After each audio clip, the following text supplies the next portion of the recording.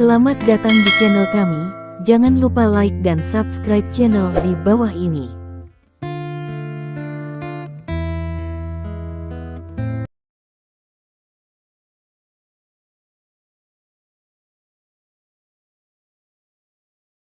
Bab 2981. Saat Komite Penyelenggara Pertempuran Terkuat di Dunia mengeluarkan undangan untuk semua peserta, dimulainya pertempuran terkuat di dunia telah secara resmi memasuki hitungan mundur. Berita terkait menyebar ke seluruh dunia keesokan harinya. Semua pecinta seni bela diri sangat senang dengan berita ini.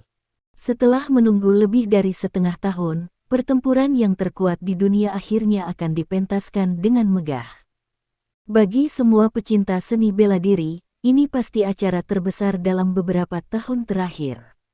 Stephen melihat rencana perjalanannya. Setelah memasuki bulan Desember, rencana perjalanannya menjadi sangat longgar. Pada dasarnya, tidak ada yang keluar, jadi dia bisa tinggal di ibu kota kekaisaran selama lebih dari setengah bulan. Bersiaplah untuk pertempuran terkuat di dunia. Meskipun dia mengira dia akan menjadi yang pertama, masalah Wang Stephen masih memberinya banyak kewaspadaan.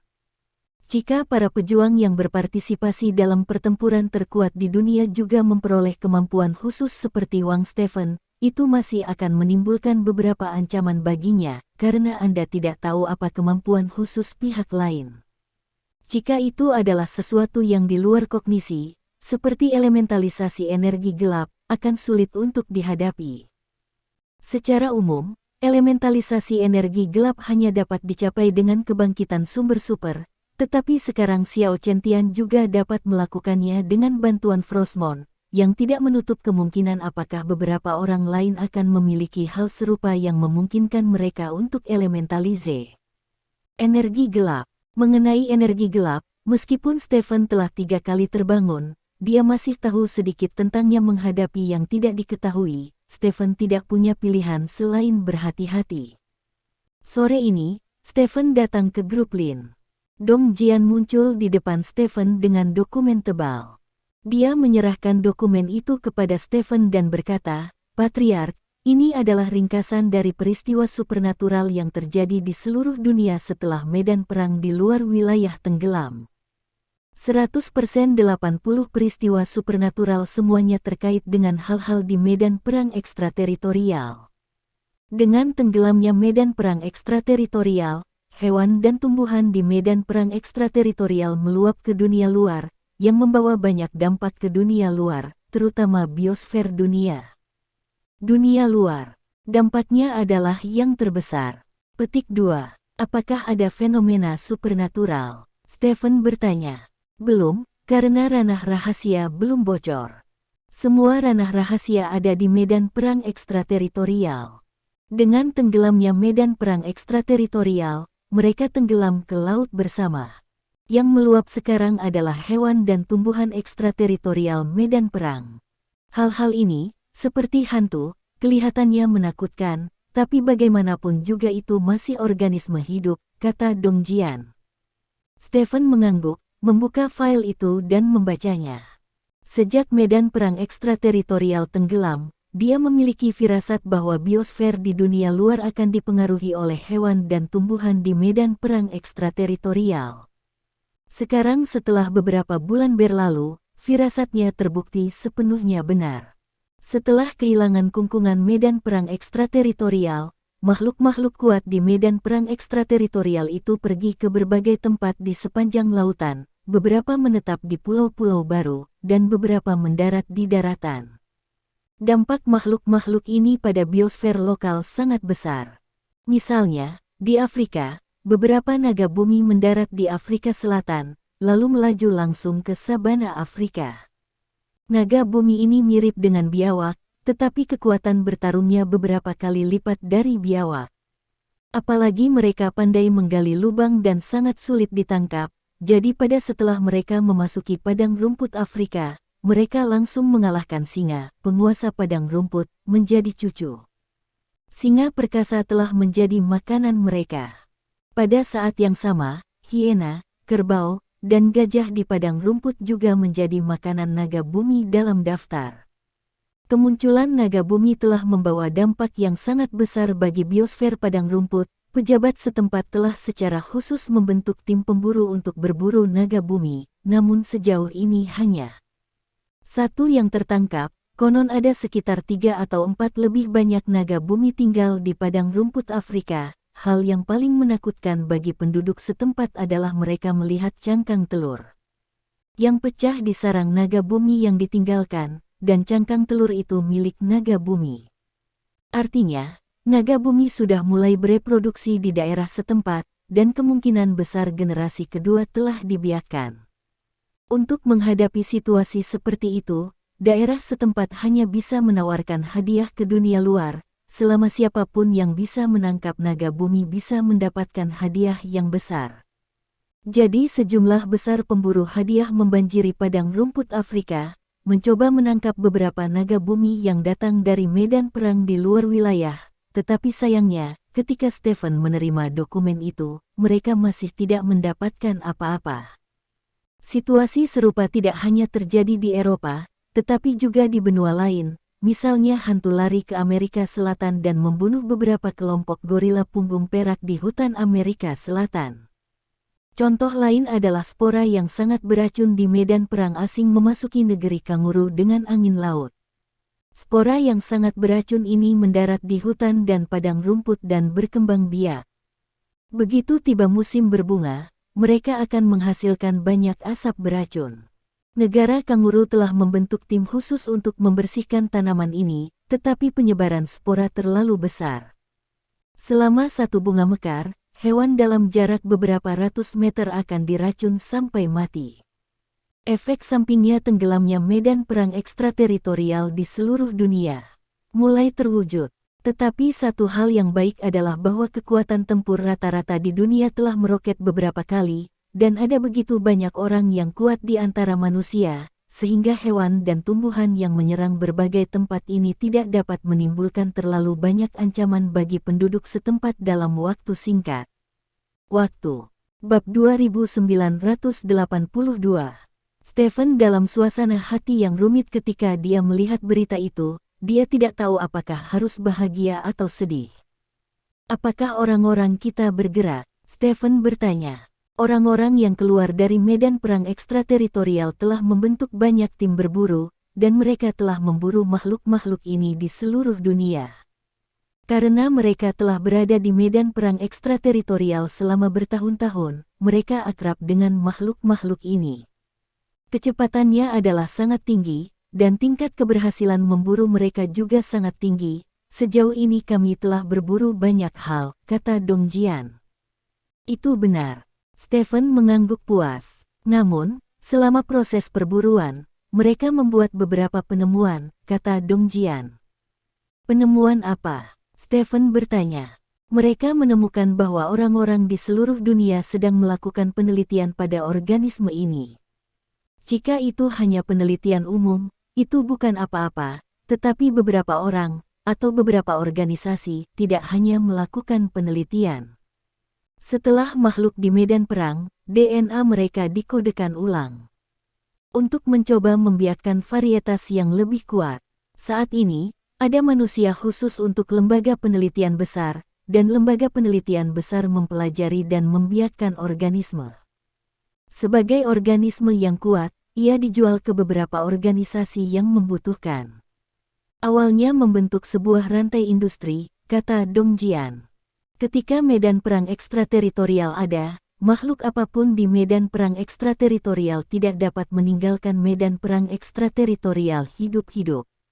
Bahkan jika mayatnya diambil, ia akan membusuk dalam waktu yang sangat singkat, dan tidak dapat diawetkan dengan cara apapun, jadi itu akan bertahan lama. Orang-orang tidak terlalu tertarik dengan organisme di medan perang ekstrateritorial. Sekarang medan perang ekstrateritorial telah tenggelam, pembatasan pada organisme asli telah sepenuhnya hilang, yang memberikan peluang bagi orang luar. Stephen berkata dengan cemberut. Sebenarnya, menurut saya, makhluk yang memiliki dampak terbesar pada biosfer sekarang bukanlah makhluk yang keluar dari medan perang di luar wilayah, karena basis populasinya terbatas dan kemampuan reproduksinya juga terbatas, lama bagi mereka untuk muncul dalam skala besar. Sulit bagi mereka untuk membentuk populasi saat berburu, tetapi jika mereka dibesarkan di penangkaran dan kemudian dimodifikasi secara genetik, semuanya menjadi tidak diketahui. Dengan makanan dan ruang yang cukup, kemungkinan besar mereka akan membentuk populasi dalam waktu singkat. Jika memasuki pasar pada saat itu, pukulan ke biosfer di seluruh dunia kemungkinan besar akan menghancurkan. Kata Dong Jian, kami tidak memiliki energi untuk mengurus hal-hal ini, dan bukan giliran kami untuk mengurusnya, kata Stephen. Memang, menurut penyelidikan kami, bahkan ada bayangan resmi di belakang beberapa laboratorium, kata Dong Jian. Kalau begitu biarkan mereka pergi. Kami memiliki cukup banyak hal untuk dilakukan, dan kami benar-benar tidak memiliki energi untuk mengurus hal-hal lain, kata Stephen. Omong-omong, Patriark, di pagi hari, kami menerima pesan dari seseorang yang bertanggung jawab menaklukkan negara Kimchi dengan budaya yang berbeda, kata Dong Jian. Berita apa? Stephen bertanya. Pemimpin budaya negara Kimchi adalah seorang wanita bernama Park Yona. Kami telah menyerang orang ini selama lebih dari sebulan. Selama dia menandatangani, banyak tindak lanjut kami dapat dilakukan dengan lancar.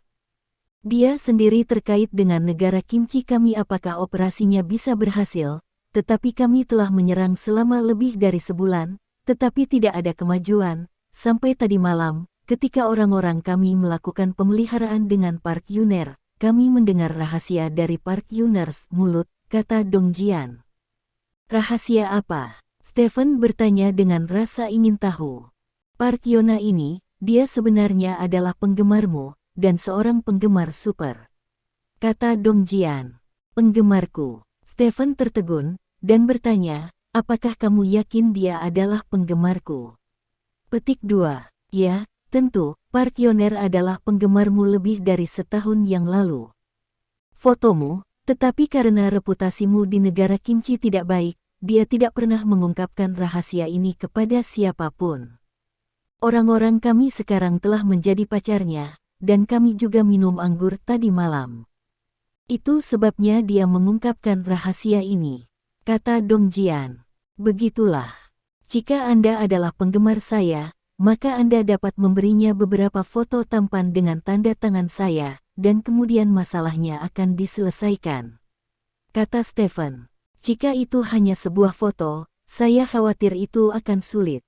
Lagi pula, pihak lain berada pada posisi tinggi, dan sangat tidak mungkin menyuapnya hanya dengan beberapa foto, kata Dong Jian. Foto-fotonya tidak bagus, jadi kenapa kamu tidak memintaku untuk mengorbankan diriku sendiri?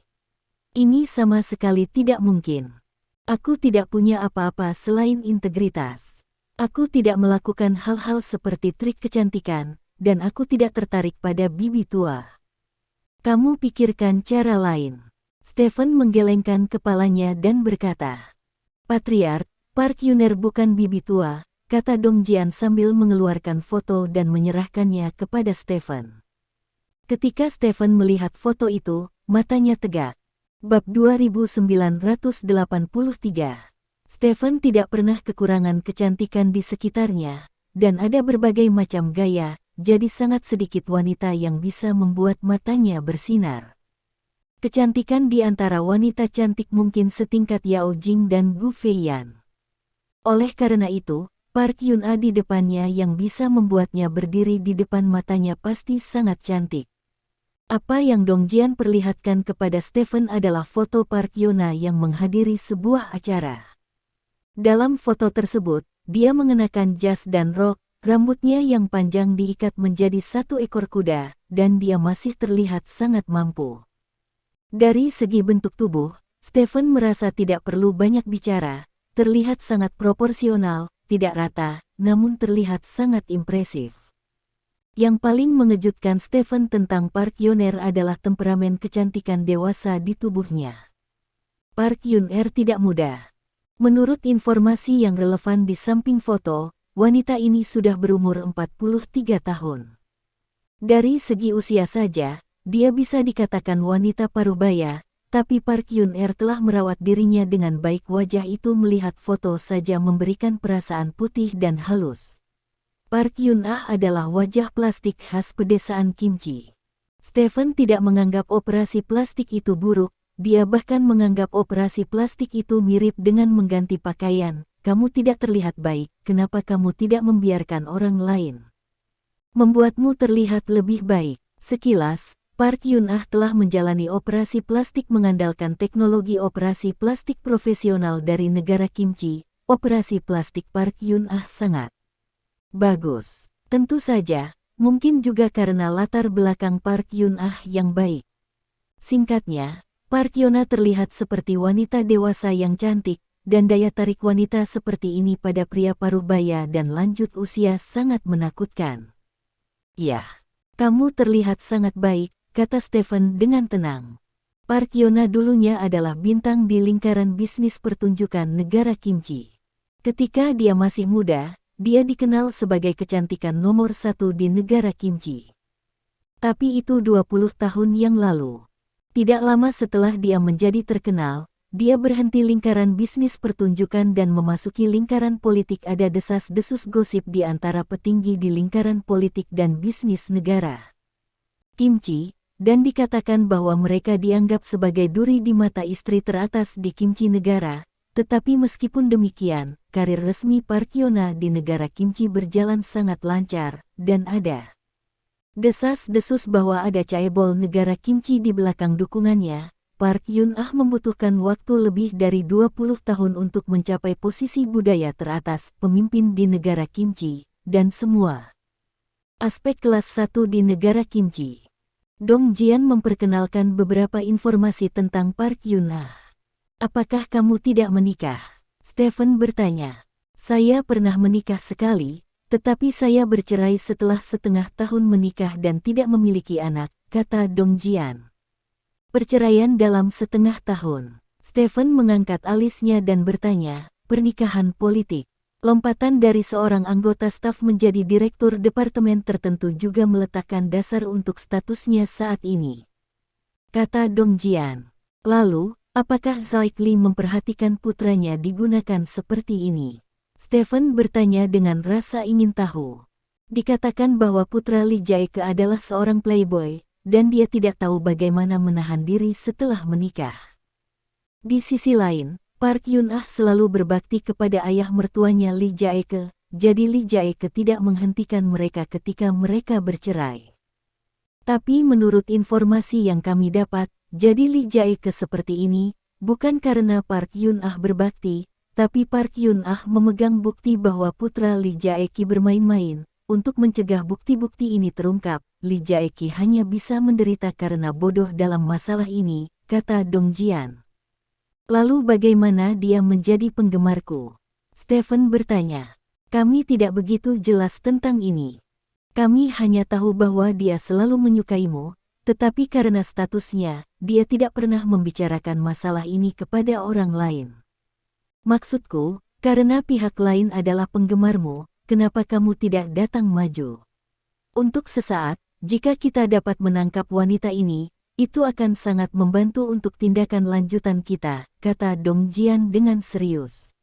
Dalam analisis terakhir, aku masih harus menggunakan trik kecantikan, kata Stephen tidak puas. Aku tahu ini tidak sesuai dengan gaya kerjamu yang layak.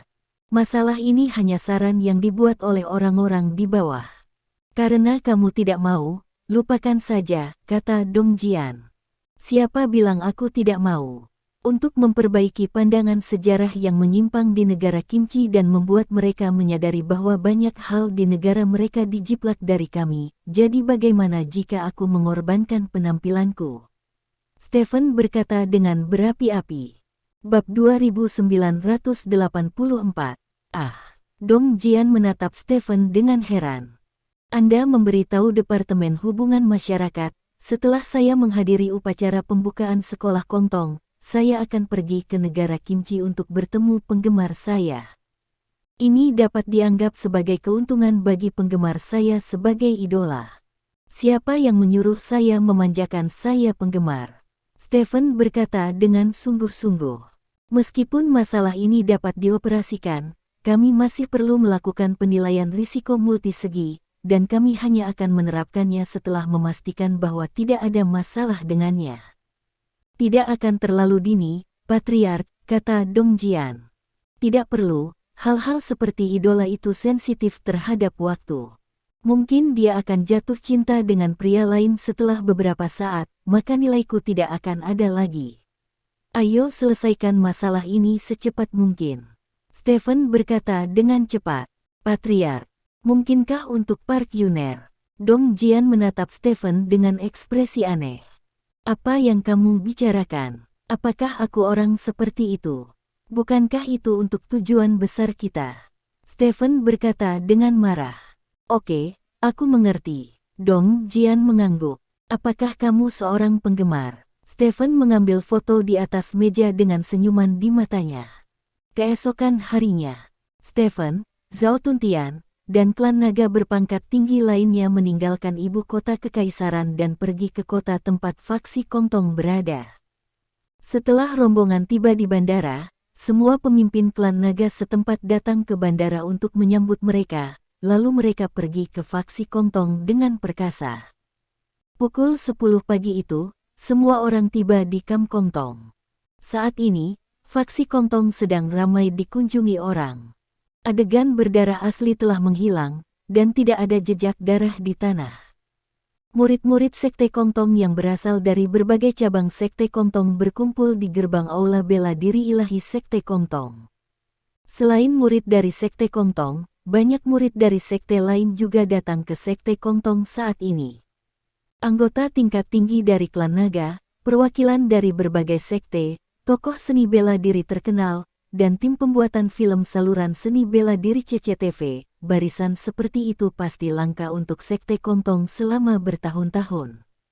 Ini pasti dapat dianggap sebagai momen puncak dari faksi Kongtong, tetapi sangat disayangkan banyak orang tua dari faksi Kongtong tidak dapat melihatnya.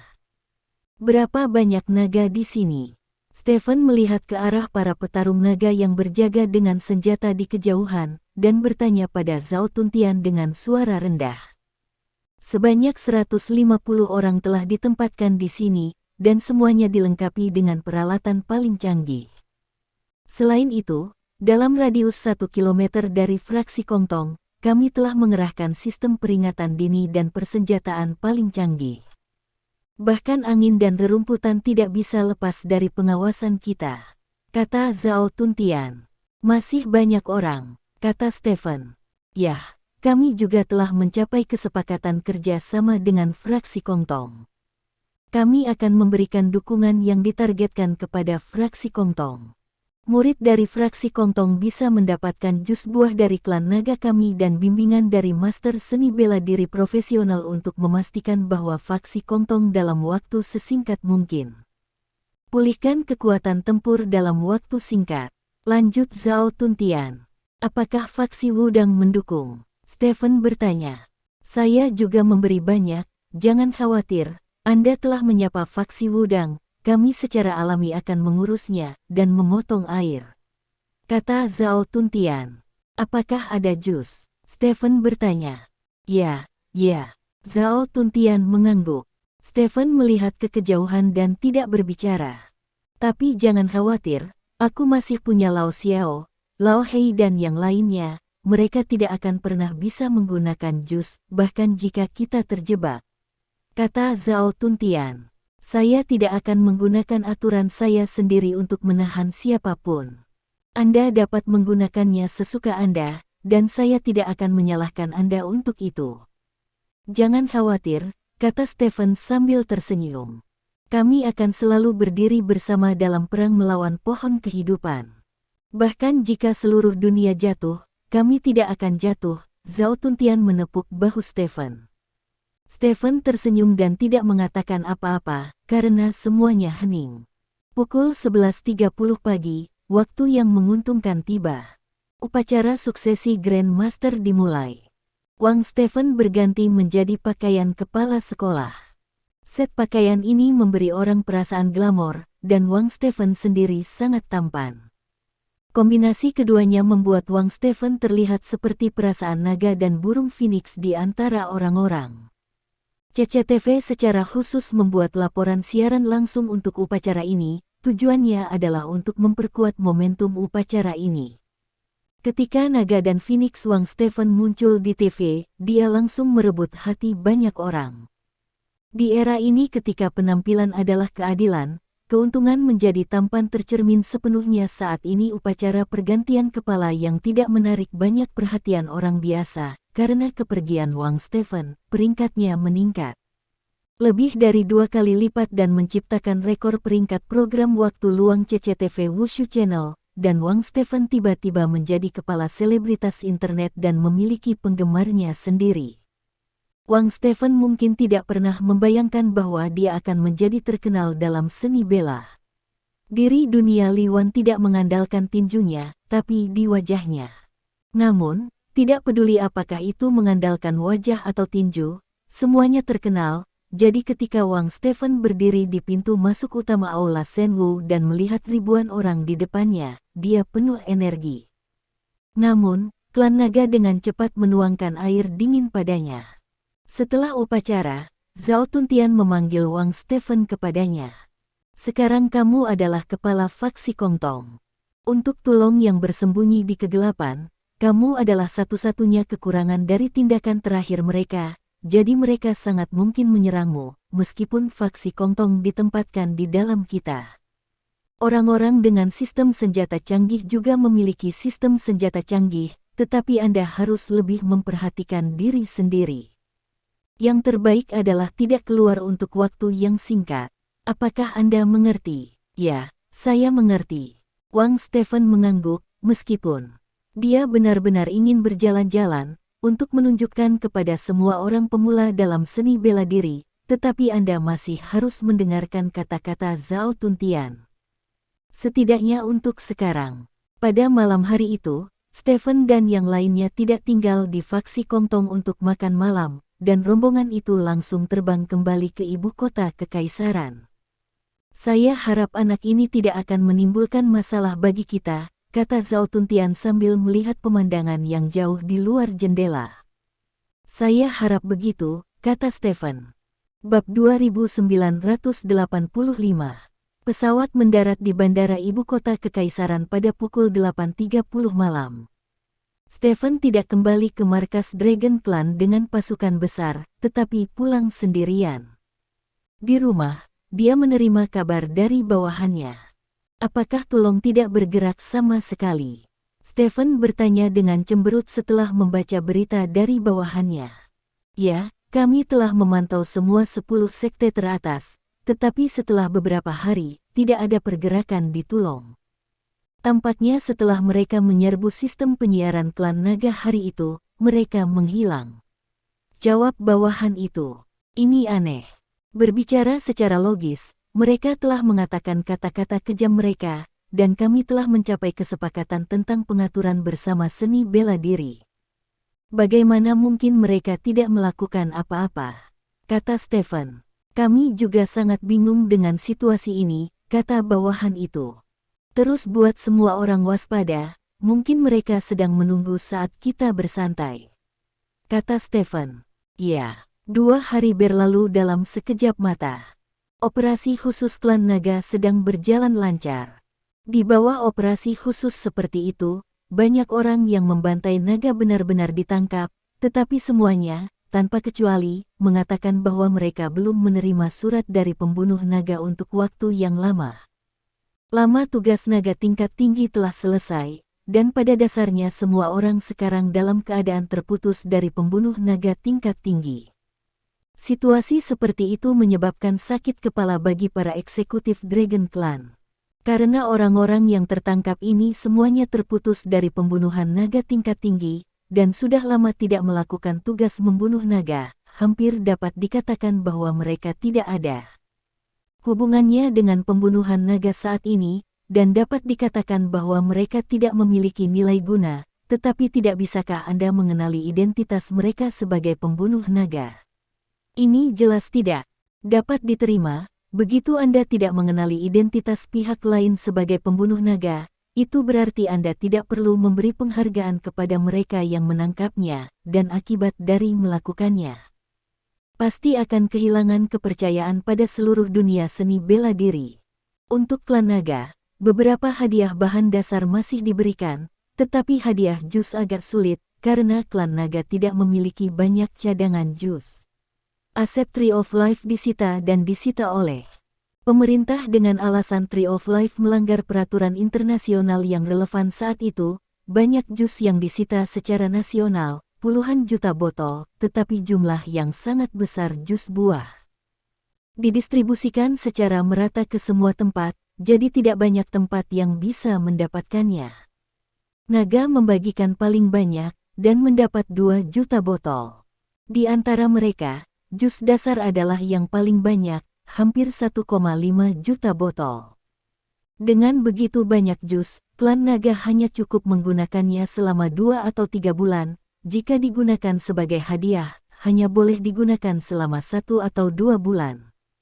Jika setiap anggota pembunuh naga yang ditangkap berharga, maka itu bisa diterima.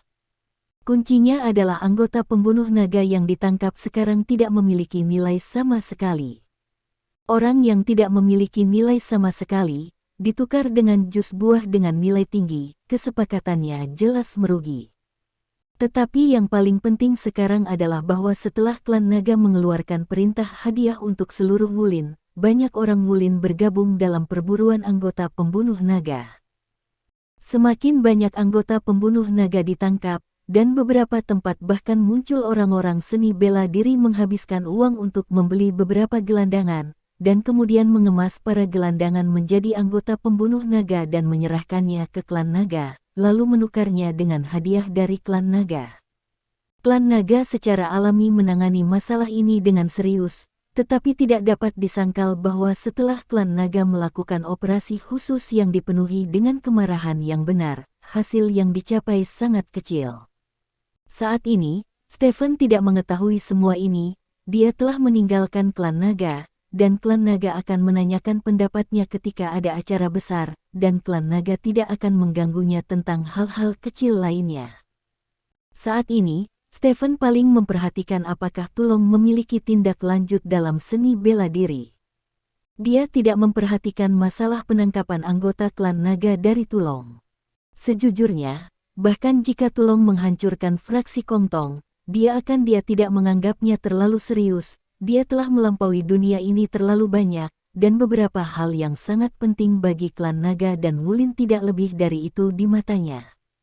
Rasa keterpisahan seperti itu berasal dari kekuatan absolutnya, seperti ketika seorang mahasiswa datang ke taman kanak-kanak, semua cinta, kebencian, dan kebencian yang terjadi di taman kanak-kanak hanyalah lelucon anak-anak bagi mahasiswa.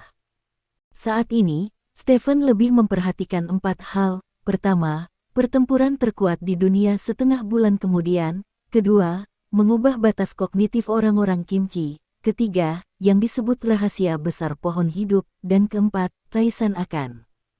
Pertempuran terkuat di dunia masih setengah bulan lagi. Jangan khawatir untuk saat ini. Formasi formal klub Taisan juga akan setelah pertempuran terkuat di dunia. Dan pada saat itu, saya akan memanggil dunia pahlawan terkuat untuk membentuk klub Taisan atas nama yang terkuat di dunia, yang pasti akan menarik orang. Banyak orang telah bergabung, tetapi dia tidak tahu tentang rahasia besar pohon kehidupan untuk saat ini, karena dia tidak mau untuk bekerja sama dengan pohon kehidupan, juga tidak ingin jatuh ke dalam irama pohon kehidupan.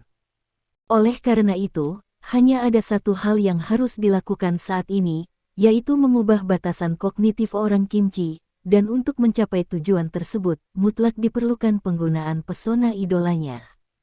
Bab 2986. Jadi, Stephen naik pesawat ke negeri Kimchi. Untuk membuat semuanya lebih logis, Stephen tidak menyembunyikan keberadaannya, dan terbang langsung ke Hancheng, ibu kota negara Kimchi, dengan jet pribadi. Oleh karena itu, ketika pesawat Stephen mendarat di Hancheng, ibu kota negara Kimchi, banyak orang sudah mengetahui bahwa Stephen telah pergi ke negara Kimchi. Adapun mengapa Stephen pergi ke negeri Kimchi, menurut orang-orang di kantor ketua Stephen, dia pergi ke negeri kimchi untuk berlibur. Saat ini, resor termewah di ibu kota negara kimchi. Stephen sudah berbaring di kursi malas di villa mewah itu. Villa ini dikelilingi oleh pegunungan dan sungai, dan berada di antara 5 resor teratas di Asia setiap tahun. Banyak orang kaya menghabiskan liburan mereka di sini. Kedatangan Stephen ke sini benar-benar membuat orang merasa sedang berlibur. Sial, bajingan bodoh ini benar-benar tidak tahu malu. Stephen tidak bisa menahan diri untuk tidak mengutuk sambil memegang telepon. Sekretaris kecil Zhao Meng sedang duduk di sebelah Stephen dan memotong kuku tangan Stephen yang lain. Mendengar kata-kata Stephen, dia tidak dapat menahan diri untuk bertanya, "Ada apa?" "Aku tidak tahu, beritahu aku," kata Zhao Meng. "Mereka banyak bicara. Misalnya, beberapa orang mengatakan bahwa saya datang ke negara kimchi untuk berlibur karena tidak ada resor yang bagus di negara Panjang," kata Stephen. Sekretaris kecil itu tidak bisa menahan tawa. "Mereka juga mengatakan bahwa pencemaran lingkungan di negeri Panjang sangat serius, jadi saya ingin datang ke negeri kimchi untuk berlibur, karena lingkungan di negeri kimchi baik," kata Stephen lagi. Sekretaris kecil itu tidak hanya tertawa, tetapi juga kentut, yang membuat sekretaris kecil itu tersipu. "Ini yang paling dibesar-besarkan. Apa-apaan ini? Aku sebenarnya dari negara kimchi. Kali ini aku kembali untuk mengenali leluhurku dan kembali ke leluhurku. Bisakah kau berhenti menjadi anjing seperti itu?" Stephen berkata dengan marah. "Ini benar-benar bodoh." Zhao Meng mengangguk setuju. "Lihat ini lagi. Tongkat ini mengatakan bahwa saya datang ke negara kimchi karena saya diblokir oleh konsorsium barat di pasar keuangan baru-baru ini. Ada masalah dengan rantai modal. Saya datang ke Chaebol negara kimchi untuk meminta bantuan." Stephen sangat marah. "Said, ada dasar untuk ini," kata Zhao Meng. "Ada kentut. Meskipun saya telah dipukuli dengan buruk oleh konsorsium barat sekarang, saya tidak akan datang ke Chaebol negara kimchi untuk meminta bantuan," kata Stephen. "Ini jelas tidak mungkin. Saya berbicara tentang apa yang mereka katakan sebelumnya. Kami memang telah dikepung oleh kelompok keuangan barat baru-baru ini di pasar keuangan. Saya mendengar dari Wang Hai bahwa kami telah menderita banyak kerugian," kata Zhao Meng. "Sudah ditaburi, dan hanya kehilangan ratusan miliar," kata Stephen. "Ratusan miliar?" Zhao Meng bertanya dengan ngeri. "Baru beberapa hari, kenapa ada begitu banyak kerugian?" "Karena ukuran saya cukup besar, begitu saya dikepung dan ditekan, kerugiannya akan sangat besar. Kali ini, konsorsium barat menggunakan triliunan dana untuk mengepung dan menekan kami. Meskipun kami menempati lokasi yang menguntungkan, kerugiannya pasti akan sangat besar, tapi hal semacam ini tidak perlu. Apapun itu, di pasar keuangan, ada banyak hal yang hilang hari ini dan untung besok. Dengan Wang Hai dan Dong Jian di sini, kita tidak akan kalah dalam pertempuran ini. Bahkan jika kita kalah, mereka pasti akan menang dengan buruk." Stephen berkata dengan serius. "Oh." Zhao Meng mengangguk. Dia tidak terlalu tertarik pada keuangan dan tidak dapat memahami kata-kata Stephen, tetapi dia tahu dari penampilan Stephen bahwa segala sesuatu tampaknya sesuai dengan harapan Stephen. "Apakah ada yang ingin kamu beli di negara kimchi?" "Beli dalam 2 hari ini, kita mungkin akan berangkat lusa," kata Stephen. "Tidak ada yang ingin saya beli. Lebih baik membeli barang dari negara kimchi daripada membeli barang dari negara kaki," kata Zhao Meng.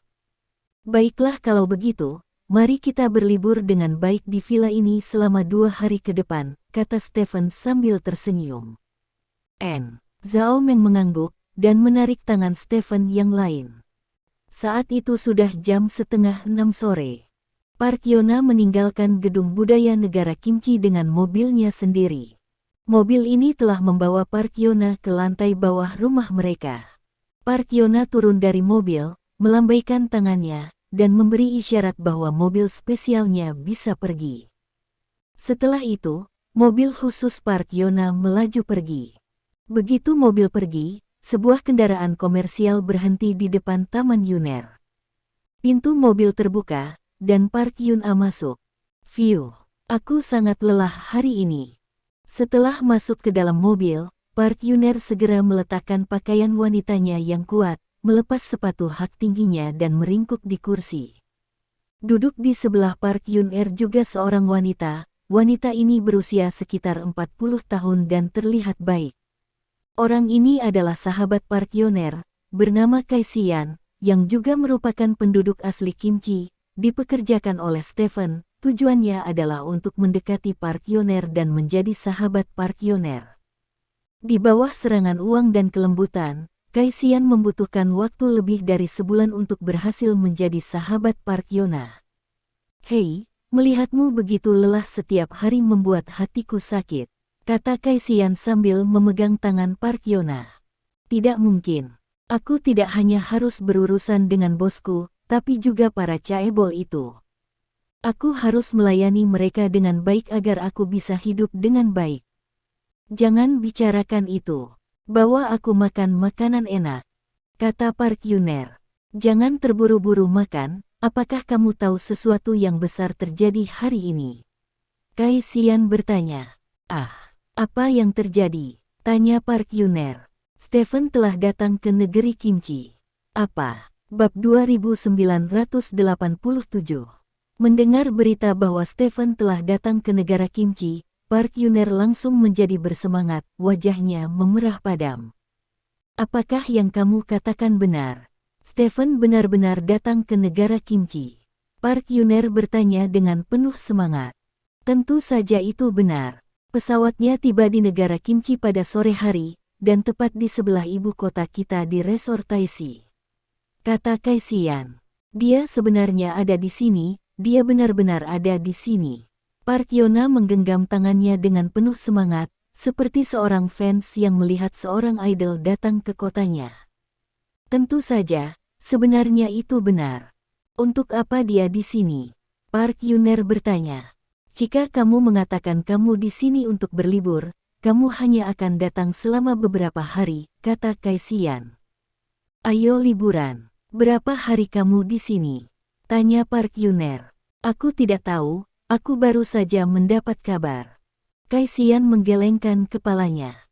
Hei, aku tidak menyangka dia akan datang ke negara Kimchi kita lagi. Sepertinya sudah hampir setahun sejak terakhir kali.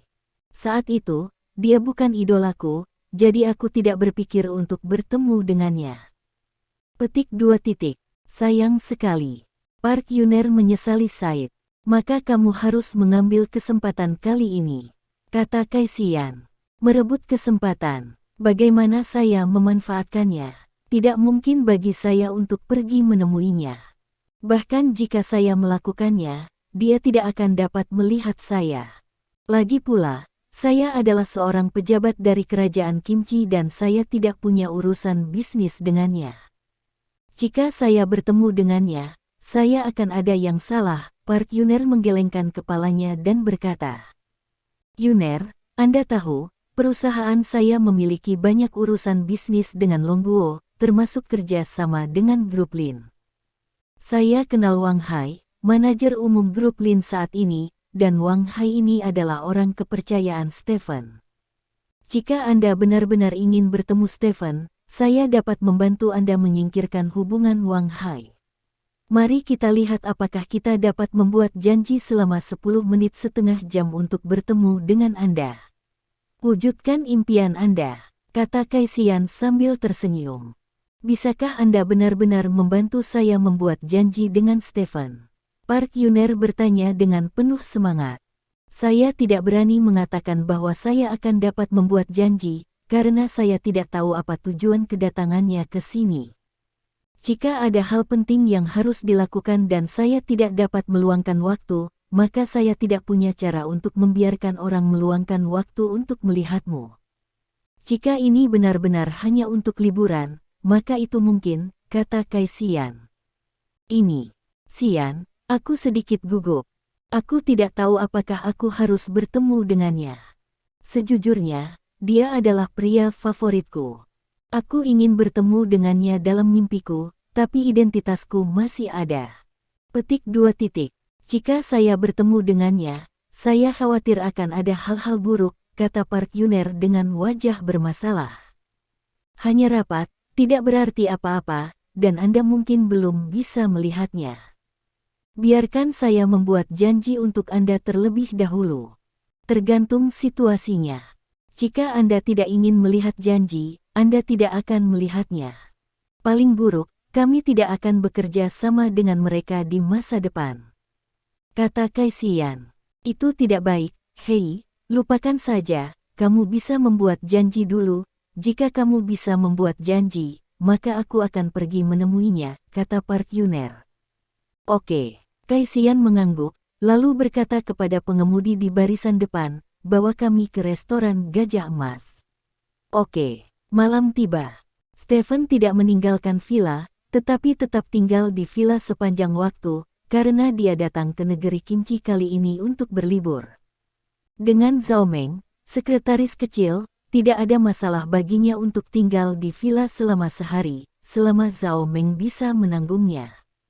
Saat ini, sudah jam 10 malam. Terdengar ketukan di pintu villa Stephen. Zhao Meng merapikan pakaiannya, pergi ke pintu dan membukanya. Berdiri di luar pintu adalah keindahan khas negara Acar. Nona Kai. Zhao Meng tidak asing dengan pihak lain, dan mengangguk sambil tersenyum. Sekretaris Zhao, Kaisian juga mengangguk ke Zhao Meng, lalu berjalan ke ruang tamu. Bos. Kaisian melihat Stephen duduk di ruang tamu, dan buru-buru membungkuk pada Stephen. Duduk, Nona Kai, kata Stephen. Bos, jangan panggil aku kakak Kai, aku tidak tahan. Kaisian tersenyum dan duduk di hadapan Stephen. Kamu lebih tua dariku, dan kamu dari Longguo, jadi kamu harus dipanggil Sister Kai, kata Stephen. Hei, semua orang mengira aku dari negara kimchi, tetapi sangat sedikit orang yang tahu bahwa aku dari negara Long. Kata Kaisian dengan emosi. Bab 2988. Apakah Anda pernah keluar negeri selama 35 tahun? Stephen bertanya. Nah, ketika saya berumur 6 tahun, saya datang ke negara kimchi bersama orang tua saya dari kota Lianda. Sudah tepat 35 tahun sekarang. Setelah bertahun-tahun, semua orang sudah lama berpikir bahwa saya berasal dari negara kimchi, dan saya juga telah menjadi warga negara kimchi. Tapi saya selalu ingat bahwa orang tua saya mengatakan kepada saya bahwa suatu hari sebagai anggota kerajaan naga, seseorang akan menjadi anggota kerajaan naga selama sisa hidup Anda, kata Kaisian. Berhenti membicarakan itu, Saudari Kai, bagaimana situasinya dengan Park Yuner? Stephen bertanya. Aku sudah memberitahunya tentang bertemu denganmu. Menurut rencana, aku akan membuat janji denganmu di ruang resepsi selama 30 menit, dan kemudian aku akan membawanya menemuimu, kata Kaisian. Waktu telah dipersingkat menjadi 5 menit, kata Stephen. Hanya 5 menit, apakah ini terlalu singkat? 5 menit sepertinya bukan waktu yang cukup untuk melakukan sesuatu, bukan? Kaisian bertanya dengan curiga. Apa lagi yang kamu ingin kami lakukan? Stephen bertanya dengan ekspresi aneh. Bukan itu yang kamu pikirkan, tapi Park Yona adalah penggemar beratmu. Jika kamu bisa memberinya waktu, itu pasti akan membuatnya lebih bahagia, dan dia akan lebih berterima kasih padaku, kata Kaisian. Apa itu idola? Jika kamu bisa bersama untuk waktu yang lama, apakah itu masih disebut idola? Setengah jam terlalu banyak, kecuali aku menggunakan setengah jam ini untuk membuat penggemar atau semacamnya, tapi ini jelas tidak mungkin. Berikan 5 menit, hanya untuk bertemu satu sama lain dan mengucapkan beberapa patah kata, itu sudah cukup, apapun menjadi murah jika terlalu banyak, kata Stephen. Kamu benar, Kaisian mengangguk setuju. Juga, setelah kamu meninggalkan tempatku, kamu harus memberitahunya bahwa janjimu gagal, kata Stephen. Penunjukannya gagal. Kaisian memandang Stephen dengan curiga. Sukses hanya berharga jika kamu mengalami beberapa kegagalan lagi. Jika kamu berhasil sekali, maka hal ini adalah hal yang mudah dilakukan di matanya, dan itu adalah hal yang mudah dilakukan. Tidak perlu memberi banyak bantuan. Stephen berkata, "Bos, kamu pintar," seru Cassian. Setelah itu, Stephen dan Cassian mengobrol sebentar tentang kemajuan proyek Cassian. Sekitar pukul 11 malam, Cassian meninggalkan villa Stephen. Setelah Cassian pergi, Zhao Meng berjalan ke Stephen dan duduk, dan bertanya dengan rasa ingin tahu, "Bos, apakah Pu Yuner itu sangat menyukaimu?" "Tuhan, percaya atau tidak, selama aku berbaring di tempat tidur, Park Yona akan duduk di atasku." Stephen berkata dengan bangga. "Aku tidak percaya." Zhao Meng menggelengkan kepalanya lagi dan lagi. "Kamu mempertanyakan pesonaku." Wajah Stephen tenggelam, dan kemudian dia berbaring di sofa dan berkata, "Ayo, duduk." Petik 2. Zhao Meng tersipu dan berkata dengan genit, "Tidak apa-apa bagiku untuk duduk di sini." "Hah?" Stephen mengangkat alisnya. Zhao Meng tersenyum centil. Keesokan harinya, Stephen meninggalkan villa bersama Zhao Meng dan orang-orang yang menemaninya, dan pergi ke tempat-tempat indah di sekitar resor untuk berkeliling. Di sisi lain, Cassian juga memanggil Park Yuner. "Yuner, maafkan aku gagal," kata Cassian meminta maaf. "Gagal? Hei, lupakan saja. Lagi pula, Stephen memiliki status bangsawan, yang bukan sesuatu yang bisa dilihat orang biasa," kata Park Yuner dengan kecewa. "Jangan berkecil hati, aku akan terus mencoba, apapun yang terjadi, meski hanya untukmu yang melihatnya," kata Cassian. "Sian, kamu tidak perlu melakukan ini untukku, itu tidak perlu," kata Park Yona buru-buru. "Ini tidak mungkin, kamu adalah sahabatku, untuk membantumu mencapai impianmu. Aku harus melakukan semua yang seharusnya, tunggu saja kabarku," kata Cassian. "Kalau begitu, oke," kata Park Yuner. Waktu datang ke sore hari dalam sekejap mata. Stephen sebenarnya mengunjungi banyak tempat. Tak perlu dikatakan, tempat-tempat pemandangan di sekitar resor ini cukup bagus. Tidak heran tongkat itu begitu bangga mengira Stephen datang ke sini untuk bermain karena tidak ada pemandangan yang bagus di Longguo. Namun, Stephen juga merasa itu bagus, dibandingkan dengan sungai besar dan pegunungan di Longguo seluas 9,6 juta kilometer persegi. Pemandangan tempat ini, yang paling banyak berukuran sebuah kabupaten di Longguo, masih memiliki keterbatasan yang besar. Sebelum pertandingan usai, Stephen menerima panggilan janji temu dari banyak caebol di negeri Kimchi. Sebagai raksasa keuangan di Asia, Stephen pasti akan menarik perhatian industri keuangan lokal kemanapun dia pergi, tidak terkecuali negeri Kimchi. Ada banyak caebol di negara Kimchi, tidak hanya keluarga Sing Sing, caebol lain masih sangat ingin berhubungan dengan Stephen saat ini. Bagaimanapun, di mata mereka, Stephen telah menghadapi pengepungan dan penindasan konsorsium barat. Saat ini, tidak mungkin bekerja sama dengannya, bisakah Anda memanfaatkannya? Sayang sekali Stephen datang ke kerajaan Kimchi kali ini untuk mengorbankan hidupnya. Tidak, itu untuk mengorbankan hidupnya demi kebenaran, jadi dia menolak semua permintaan pengangkatan dari caebol ini. Perilaku seperti itu agak membuat marah para caebol yang arogan ini. Saat ini, sudah jam 9 malam. Park Yona menghadiri resepsi yang diadakan oleh seorang caebol. Stephen itu menganggap dirinya terlalu serius. "Aku bahkan memanggilnya secara pribadi dan ingin bertemu dengannya, tetapi dia sama sekali menolakku," seorang bos besar caebol berkata dengan marah. "Sama saja bagiku. Lebih sulit bertemu dengannya daripada bertemu dengan leader," kata caebol lain. Pu Yuner berdiri di samping dan mendengarkan tanpa menyela. Saat ini, telepon Park Yona berdering, dan Cassian menelepon. Park Yona berjalan ke samping dengan telepon di tangan, dan mengangkat telepon untuk menjawabnya. "Gagal lagi, ini terlalu sulit," kata Cassian di ujung telepon. "Saya baru saja menghadiri resepsi caebol, dan mereka juga mengatakan bahwa Stephen sepertinya tidak ingin bertemu siapapun kali ini," kata Park Yuner. Bukankah Chaebol sudah pergi? Kai Xian bertanya. Ya, tidak ada satupun. Xian, kamu tidak perlu mencoba lagi. Tidak ada gunanya, kata Park Yona. Tidak apa-apa, aku akan mencoba lagi untuk yang terakhir kalinya. Jika benar-benar tidak berhasil, lupakan saja. Kata Kai Xian. Hei, terserah kamu, aku tidak punya harapan.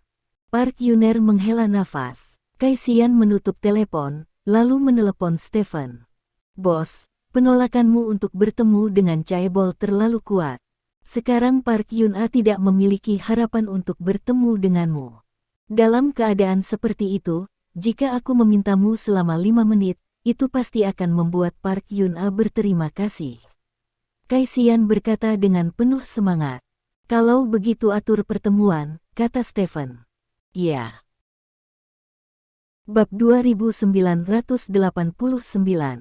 Faktanya, Stephen tidak keberatan duduk dengan Kim Chi Chaebol. Bagaimanapun, dia masih dalam situasi yang sulit sekarang. Dia telah dikepung dan ditekan oleh Illuminati, dan asetnya telah sangat berkurang. Namun, untuk membuat Park Yun-ah menyadari kesulitan untuk bertemu dengannya, dan untuk membuat Kai Xian lebih baik, dia tidak punya pilihan selain menolak permintaan Kim Chi Chaebol untuk membuat janji. Tentu saja, Stephen tidak akan menyesal bahwa dia tidak bertemu dengan para Chaebol ini, karena Chaebol ini hampir tidak akan melakukan sesuatu yang baik untuknya saat ini. Tidak ada kapitalis yang akan menghubungi kapitalis lain tanpa alasan. Setiap kontak adalah untuk bertukar kepentingan. Itu tampaknya tidak ada pria yang akan mengajak wanita keluar untuk makan malam dan menonton film tanpa alasan. Makanan atau film apapun adalah untuk pertukaran dana. Keesokan harinya, Stephen datang ke negara Kim Chi pada hari ketiga. Park Yun-ah akhirnya menerima kabar baik. Yuner, berhasil, aku berhasil membuat janji dengan Stephen. Kai Xian berkata dengan semangat di ujung telepon. Benarkah? Bagaimana Anda melakukannya? Begitu banyak Chaebol yang tidak membuat janji dengan Stephen, bagaimana Anda bisa membuat janji? Tanya Park Yuner dengan curiga. Saya memampatkan waktu. Awalnya, saya berharap Anda dapat mengobrol dengannya selama setengah jam. Kemudian, saya memampatkan waktu menjadi 5 menit. Selain itu, saya memberi lebih banyak manfaat kepada bawahan Stephen, Wang Hai. Berkat usahanya, Stephen setuju memberi kami waktu 5 menit, kata Kai Xian. Terima kasih, Xian, aku benar-benar tidak tahu bagaimana harus berterima kasih. Terima kasih telah bekerja keras untuk urusanku, aku jamin semua usahamu akan membuahkan hasil, kata Park Yuna bersemangat. Mendengar ini, Kai Xian berkata sambil tersenyum, saya tidak peduli hasilnya atau tidak, Anda adalah sahabat saya bersedia membayar untuk Anda, jenis yang tidak meminta imbalan apapun. Xian, aku sangat tersentuh, kata Park Yuner. Jangan tergerak, aku membuat janji untukmu setelah makan malam, dari jam 7.45 sampai jam 50, mari kita makan bersama setelah kamu pulang kerja hari ini, lalu pergi ke Stephen bersama. Kata Kai Xian. Oke, sampai jumpa malam ini, kata Park Yuner. Waktu datang ke malam dalam sekejap mata. Pada pukul 7.35, Kai Xian mengantar Pu Yuner ke gerbang villa tempat Stephen sedang berlibur. Park Yona mengenakan gaun biru yang terlihat sangat elegan dan mulia. Agar tidak dikenali oleh orang lain, Park Yun-ah juga memakai topeng untuk dirinya sendiri. Kai Xian membawa Pu Yuner ke villa liburan, dan setelah berjalan beberapa saat di villa, mereka sampai di gerbang villa tempat Stephen tinggal. Ada 2 pengawal berbaju hitam berdiri di depan pintu, dan ketika mereka melihat seseorang datang, salah satu dari mereka menghalangi mereka. Jangan mendekati pemalas, kata pengawal itu. Itu benar, kami membuat janji dengan Tuan Lin, kata Kai Xian. Nama, kata pengawal itu. Kai Xian, kata Kai Xian.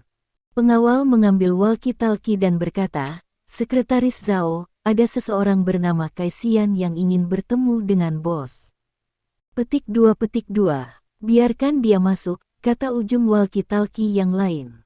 Oke. Pengawal meletakkan walkie-talkie dan berkata kepada Kaisian, masuk. Petik 2. Ayo pergi.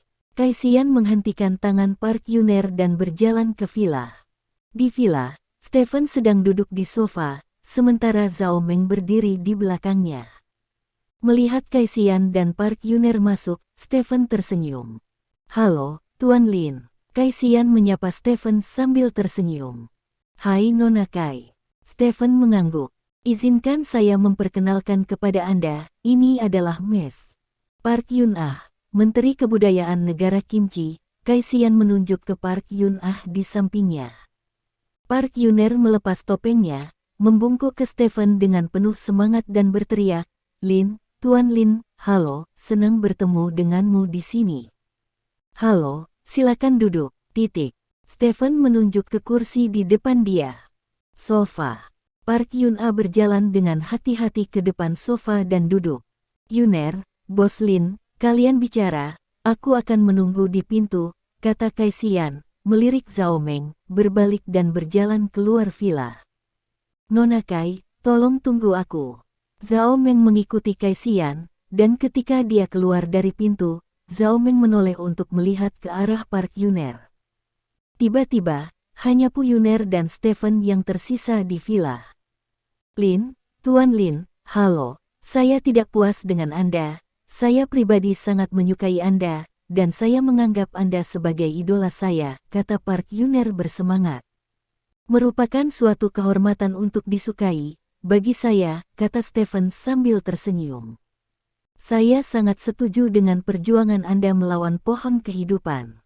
Saya memiliki pandangan yang sama tentang pohon kehidupan seperti Anda. Saya juga berpikir bahwa pohon kehidupan pada akhirnya akan membahayakan seluruh masyarakat. Hanya saja saya tidak berada di posisi yang tepat atas negara kita, jadi saya tidak punya cara untuk mengikutinya.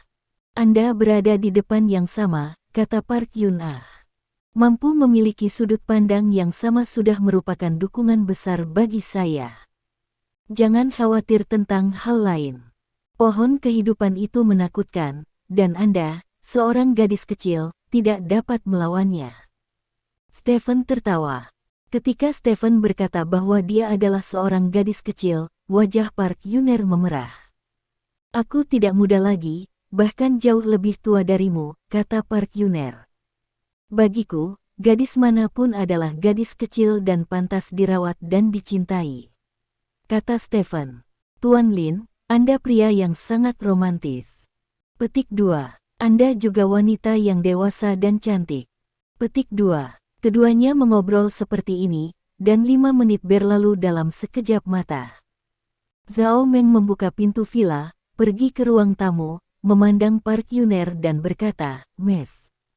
Park, sudah waktunya. Ah, apakah itu ada? Hei, 5 menit telah berlalu tanpa menyadarinya. Park Yuner berdiri dengan menyesal. Ayo, tunduk pada Stephen, Tuan Lin, saya sangat senang menghabiskan 5 menit ini dengan Anda. Berbicara dengan Anda benar-benar bermanfaat bagi saya. 5 menit ini pasti akan menjadi 5 menit yang paling berkesan menit dalam hidupku. Petik 2. Itu sama bagiku, liburanku akan berakhir besok, lain kali aku datang ke negara Kimchi, mungkin kita bisa makan bersama. Kata Stephen. Benarkah? Jika itu masalahnya, itu akan sangat bagus. Aku menantikan kedatanganmu ke negara Kimchi lain kali. Kata Park Yona bersemangat. Ngomong-ngomong, aku akan memberimu foto bertanda tanganku. Stephen menyerahkan foto bertanda tangannya ke Park Yuner. Terima kasih. Park Yona tersenyum dan memasukkan foto itu ke dalam tas. Selamat tinggal takdir, Zhao Meng, dan Mes. Pu, kata Stephen. Oke. Zhao Meng mengangguk, lalu mengirim Park Yuner keluar dari villa. Setelah Zhao Meng menyuruh orang itu pergi, Zhao Meng kembali ke sisi Stephen. Bos, bukankah Anda merusak bisnis bagus Anda? Zhao Meng bertanya dengan ekspresi aneh. Tidak, Park Yona ini terlalu serius. Kupikir dia tidak akan bisa menahan diri saat melihatku sebagai seorang idola. Aku tidak menyangka dia benar-benar hanya mengungkapkan kekagumannya padaku dari awal sampai akhir. Stephen berkata dengan cemberut. Lalu mengapa menurutmu dia tidak bisa mengendalikannya? Apakah kamu akan berbaring telanjang di tempat tidurmu? Kata Zhao Meng tidak puas. Itu tidak benar, hanya saja aku selalu merasa Pu Yuner ini tampak dangkal, dan belum mengubah cintanya padaku menjadi tindakan. Ini agak aneh, kata Stephen. Apanya yang aneh? Tidak semua wanita adalah wanita yang berselingkuh. Ada terlalu banyak penipu di sekitarmu, jadi kamu akan merasa aneh saat bertemu seseorang yang tidak. Menurutku, situasi ini tidak lebih dari normal, kata Zhao Meng. Benarkah? Mungkin aku terlalu banyak berpikir. Stephen menyentuh dagunya dan berkata, Bab 2990.